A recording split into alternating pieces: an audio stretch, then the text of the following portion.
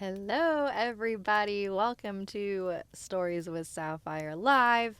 Usually every Wednesday at 5 p.m. Pacific, but I moved it back a little bit because you know what? I was playing a really fun game with my cousins. We're all really obsessed with escape rooms, and my cousin found something on Steam called Escape Simulator, and it's really cool. If you like escape rooms, it's almost like playing an escape room with real people. You're like a little 3D person, and you go and solve puzzles with people in a 3D space. So, anyways, if anyone's interested, it's like $15 on Steam. Super fun. All right, hello everybody. So as you know, I get lots of emails and not all of it can make it to the podcast, and I'm also not making any animated videos right now, and so to keep hanging out with you guys here on YouTube, well, technically Twitch right now, yeah, I decided to start doing this live. But as with all live things, there will be mistakes. It will be rough. It's not as polished as I usually like things to be. Sorry, my hair is being weird.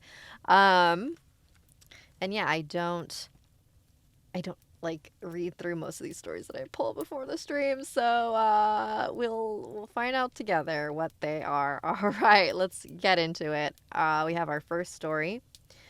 This one is titled "Strangled by an Aswang."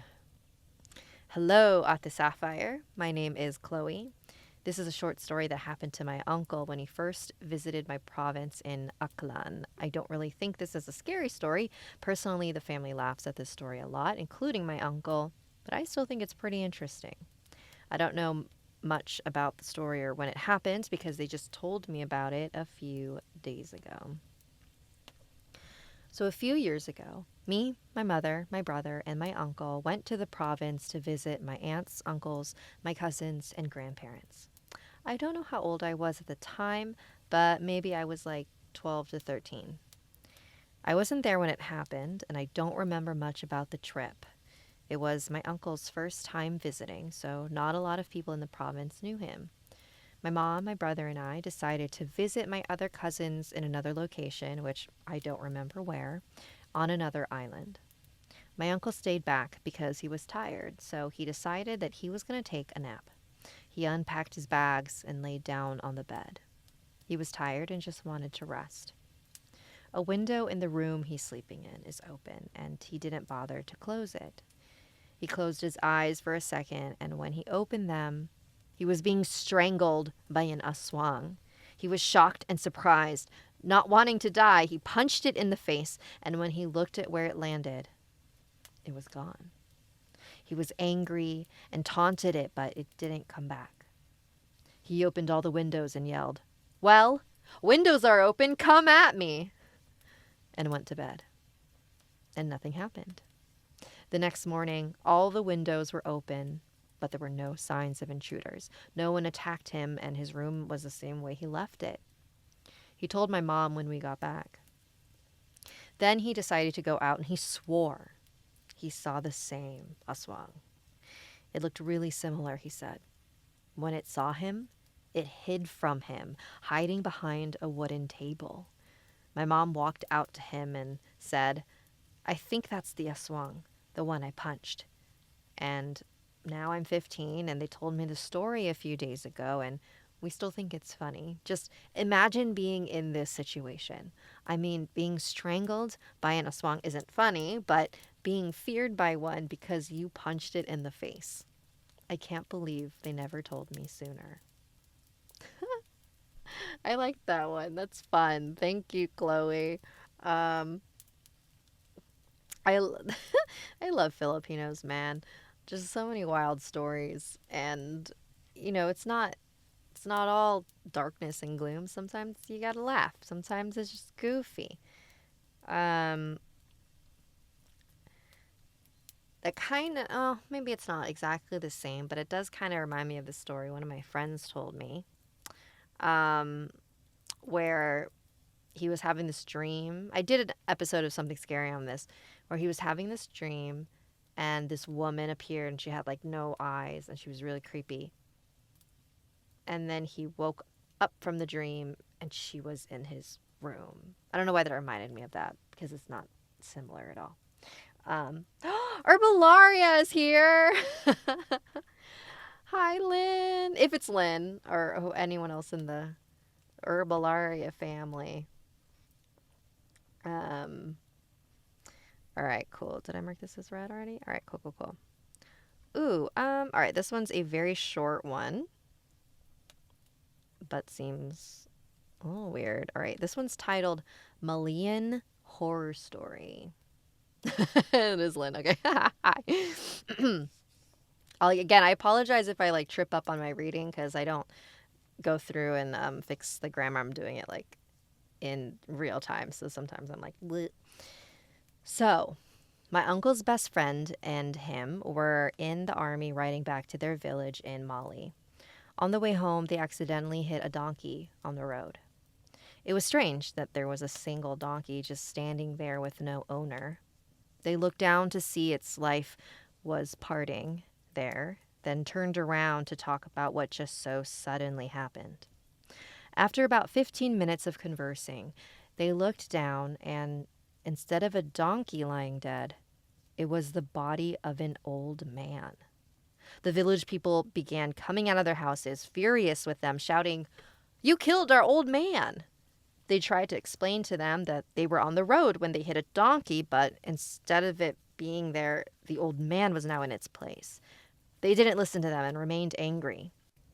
Turns out, in Africa, there are shapeshifters or witches that can change themselves into the animal that they desire. They're very similar to, I can't say the word. I don't know what they're called, but they're typically elders who are good at dark magic. Thank you for listening to my story. Have an amazing day. Whoa. I actually received a story pretty similar when I was still working on my old show about La Lechuza, about this family who kind of the same thing happened. They were driving, they hit what they thought was an owl, and then when they went out to check, there were human footsteps. If I remember that story correctly. But anyways, thank you for submitting that. Apply. All right, cool. Black tall hat man? No, I don't want to read that one yet. Sorry, I just like grabbed a bunch of emails. Okay. All right, this one's a little longer. This one is from, can I say their name? Yes, Amber. Sorry, I always check if they ask not to be shared. Sorry, if you see me touching my nose, it's because my nose ring rotates and then it like pokes out at the bottom and it looks like I have a shiny booger and it's like so annoying. Enough about my kugmo. Hi, Sapphire. I'm Amber.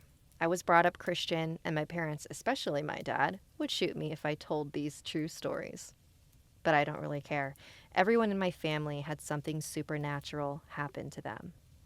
So, I'll start with my parents. When they first got married, they lived in a station house, which they both claim, to this day, was haunted. My father's father died right away. My father's father died right after my siblings were born. My mom always said it was God's way of him meeting both a granddaughter and grandson. So one night, they were dancing in the lounge, just enjoying each other's company. Then my dad stopped and stared at the door. Now, my mom said if she also didn't see it, then she wouldn't believe it. At the door stood my grandfather. He was smiling, watching them. Then he disappeared. My dad believes... Oh no, of course. A terrible time to choke on my spit. My dad believes that he came back to show he was proud of him. Many things happened after that. Oh no! I'm sorry. I swear I'm not sick. Sometimes you choke on your spit. Many things happened after that, my mom told me. The The kitchen seemed to be the most haunted place in the house. Every night, the pots would fall from the shelves. Cupboard doors would open and close by themselves. But the worst thing that happened to my older brother. He was around 6 years old when something started visiting him at night. My mom put him to bed, tucked him in, and slightly closed the door. Then, when everything was quiet, my mom said that they heard him laughing, like someone was playing with him. They never went into the room. They just stood by the door. They could hear my brother talking, then laughing, and the next morning, he was tucked in bed again. My dad said that they were afraid, but never intertwined in case something worse happened.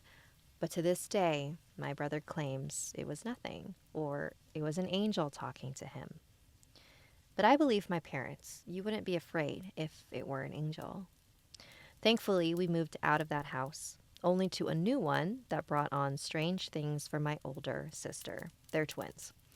So my sister and I slept in the same room for most of our lives. So understand, when this happened, I didn't wake up. My sister was about 13, I was 11. She said she woke up to the feeling that someone was watching her. So she sat up in bed. I was apparently snoring, but in the window, she thought she saw these big red eyes. She said she felt scared and wanted to wake me, but small demons were floating around my bed and around the door frame. So she tried to go back to sleep, but it didn't work because the demons were laughing at her. So she ran out of the room, leaving me there. And apparently all the dogs in the lounge were sitting, watching her, no sound, just staring. She said she wanted to run to our parents' bedroom, but the demons were mocking her. So she laid on the couch. The next morning, we found her. She had cried herself to sleep. We had the pastor pray on her and the house. The last story. This happened to me the beginning of last year, 2021. So because of circumstances, I moved back home with my parents. We're in a new house to the one my sister had her episode. Anyway, my parents went to their friend's house, leaving me with the dogs. 2 Jack Russells and a Yorkie. So I was 21, happy to relax alone. Was actually watching your show in my room when I heard a sound from the kitchen. Now all the dogs were with me and there was no one in the house. So I tried not to think about it until it turned 9 p.m., which is my standard time to sleep, when something tells me to look up. So I look up at my open door and I see a shadow thing walk from my parents' room down the hall. Now this freaked me out. The strange thing was the dogs were watching it too. So I jumped out of bed and locked my door, calling my parents to get home now. The next day, I told them what happened, and my dad said to stop. He doesn't want to hear anything wrong with this house. My mom said she feels safe here, and that's the thing. I love this house, but that was, in my opinion, my first and hopefully last paranormal experience. Thanks, Sapphire, for listening. I'm a big fan. Hope your 2022 is going well. Thank you for sharing that, Amber. Oof. Yeah, I don't love the little demons. That's not the first time I've heard of that. I've had a friend, or I don't think I can share that one. But yeah, that shadow, that's happened to my cousin, where she saw a shadow sort of just walking in the hallway of my grandma's house. So I don't know what's up with that. All right. Let me mark this. Oopsies. Oh, let me catch up on the chat real quick. Oh, 9line322. This is the only thing you use Twitch for? I'm glad. Frosted Flake. Sorry I missed the first 10 minutes. Hope I didn't miss too much. I believe that was just the third story that I read. But hey, if you missed the stream, I post the whole video onto YouTube the very next day. So, ain't no thing. I know live streams are so hard to come because it's like you gotta be there at a certain time, and people have lives. Who's got time for that? Um, I submitted one today. Don't go to the fairy woods. Yes, I saw that and I pulled it up, and I will read it if I have time. All right. How are we on time? 5:52? We can do a couple more. What's this one? All right, this one does not have a title. Okay. So when I was a young teenager, I was going through a rough time, as they all do. One night, I had finished my supper and my homework. I thought everything was going good. I laid in bed, mindlessly watching videos until I fell asleep around 10 p.m. At around 11:30, I woke up to a pitch black silhouette trying to pull me out of bed. It looked like an average-sized man wearing a hood. He was pulling me by each arm, and I was kicking and flailing about. I resisted as hard as I could. After fighting for my safety, he seemed to just disappear. I thought, wow, that was crazy. Then I brushed it off and went back to bed. I thought it was just some stupid nightmare. Later, at about 1 a.m., I instantly woke up again to the hooded shadow trying to drag me out of bed.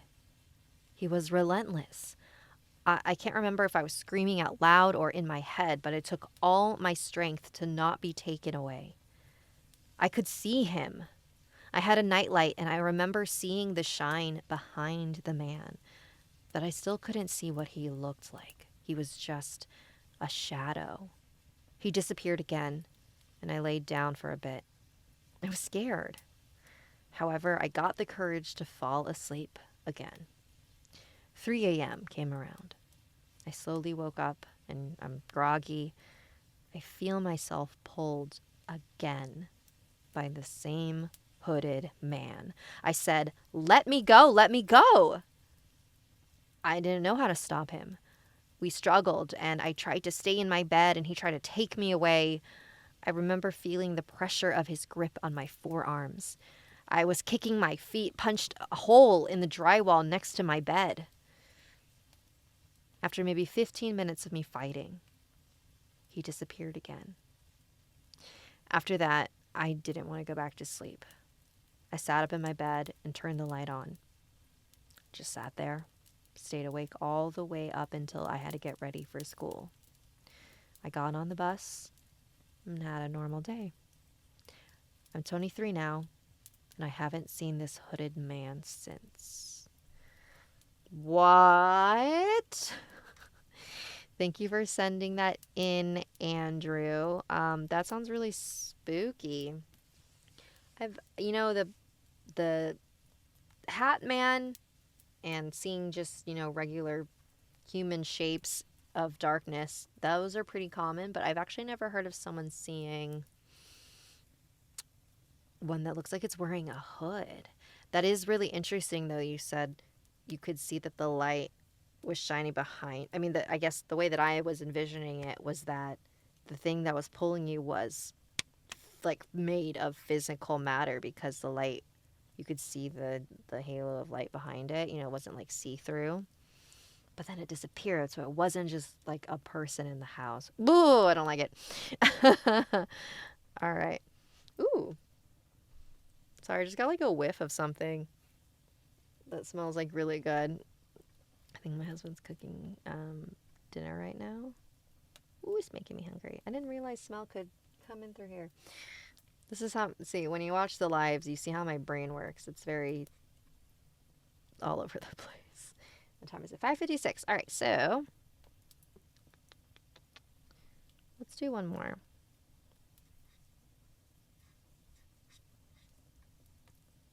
That one's too long. All right. Oh, this one's cute. Okay, this one's a short, nice one. This one is called My Experience with the Paranormal.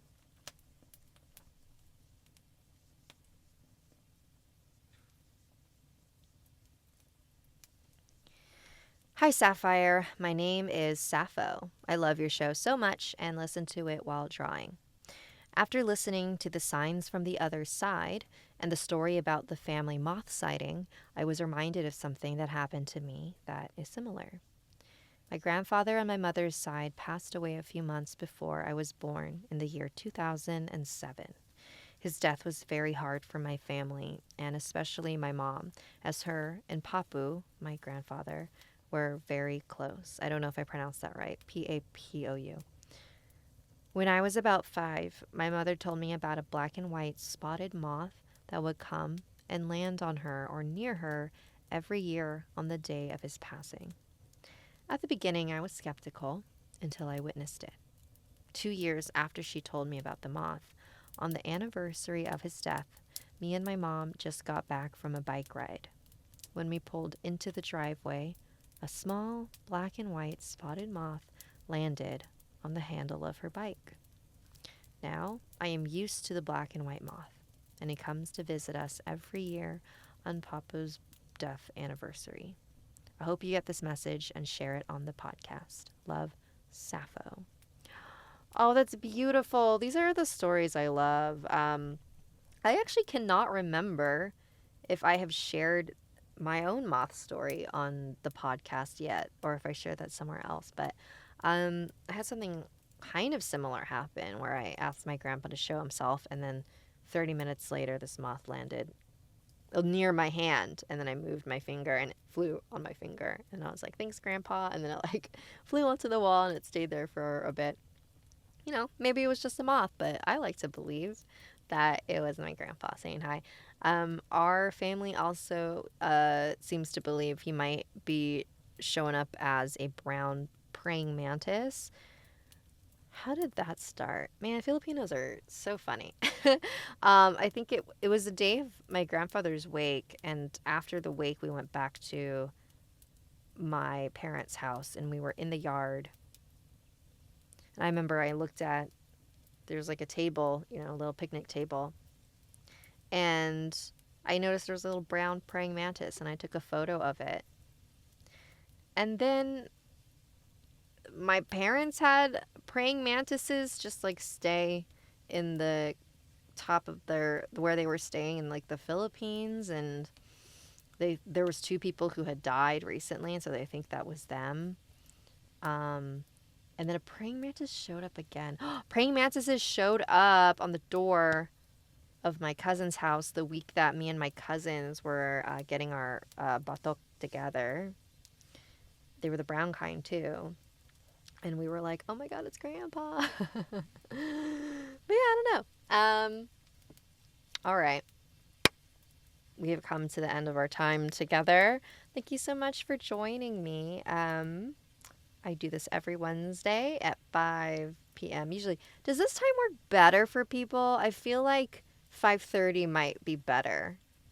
I think we'll change that. So I feel like maybe 5 people are still at work or doing stuff, right? Anyway, let me know. If you would like to share a story with me, email address is right here, storieswithsapphire@gmail.com. Make your subject line something really eye-catchy. I get lots of emails, and if it's just this is my story, then I'm like, okay. I just scroll past it until I see something that's this is when I died, or just something wild. Get my attention. All right. Goodbye, everybody in the chat, and goodbye, everybody watching this